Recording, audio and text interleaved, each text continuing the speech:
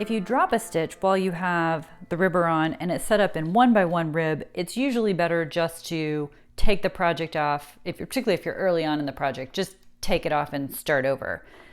If you're in a section where it's not the full cylinder worth of ribber needles, you're pretty far into the project, you want to go ahead and replace it, to take the ribber off and repair it, I'm going to show you how to do that in this video.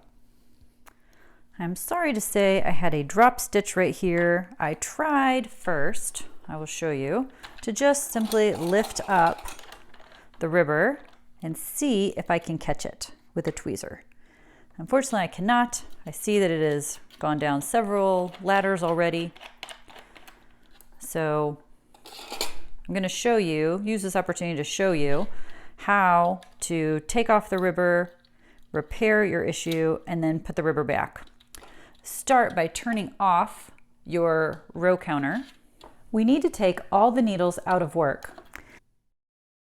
For ribber needles, you can park them like this by kind of taking them and popping them into the band. Sometimes that works. I admit sometimes that doesn't work. Make sure you lift the needles that are cylinder needles, lift them up and out of work. You'll have to do that all the way around. So now I made it all the way back around. Here's where my working yarn was. All the needles have been taken out of work, either lifted or the ribber needles parked. So now I'm going to unbolt and remove the ribber. Should just lift right up. And I can see where my repair issue was. I can go ahead and repair that like usual. So had this been a cylinder needle, this looks like a cylinder needle because that's what it's on now, but really it was a ribber needle that I had just transitioned to a cylinder needle.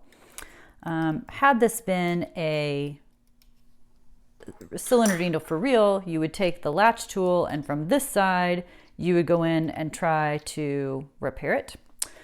Since it was a ribber needle, I'm actually going to, and it's pretty far down in the cylinder, I'm actually going to take a little ribber needle to try to get it started. So I'm going to go under the first one and then let the latch come up in between those first two so I can grab the second ladder. Again, I push forward until the stitch is below the latch and then I let the latch close on that second ladder up and pull it through. Push through again. You can just go like that all the way up. Whoops. The latch has to stay open until it clears the next ladder.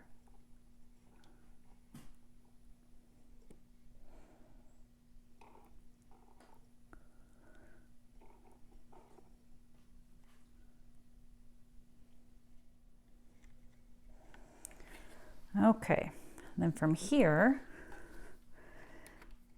it just goes up over the needle because the working yarn is attached to the needle right beside that. And so this one will be knit at the next pass. So now I'm just placing it back. I can replace my weight. And then I'll show you how to put the ribber back on. So my yarn kind of got wrapped all the way around on that row that I didn't knit. So I'm going to pull it back around so it's sort of ready to go into the yarn feeder. But you have to watch because it will try to get caught on some of these other needles in the meantime. But to have the working yarn attached at about this 4 o'clock point is great. And then figure out where your ribber stop is. Mine's right here. So I'm going to take my ribber and try to drop it in so that my ribber stop is exactly lined up as it's supposed to be. And then bolt the frame back in place. And again, push back a little bit so you can make sure you're lined up. Make sure your raised needles are all the way raised or they cannot pass over the cam system. Mine got pushed down just a little bit because my hand was in the way. So here we are. This is the one that needed to knit first. So it is now pushed down. You need to make sure the latch is where it needs to be. That all looks fine. here's my first ribber needle that needs to be put back. So I'm going to unpark it and put it back in its slot. Here is the hard part. The only part that's kind of a hassle. Push these down. Is that you have to tuck these ribber latches back in. Trying to see how you can see with the camera here. So you've got to lift up those stitches, the stitch on each ribber needle.